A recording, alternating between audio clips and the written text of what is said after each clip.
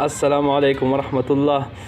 ملګرو په دې ویډیو کې زه تاسو سره داسې وظیفه شیر کوم چې که دا وظیفه تاسو وکړئ نو الله تعالی به مو غیبي امداد وفرمایي.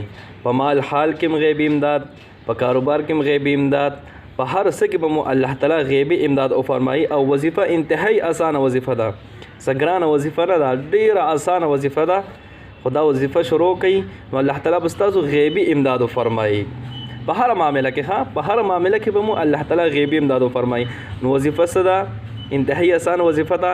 غوږ شئ ورته چې څوک دا غواړي چې ما سره دی الله تعالی غیبي امداد وفرمایي، نو دا انسان دی هر ماښام مونځ نه بعد 41 ځل 140 ځل الله المستعان وایي.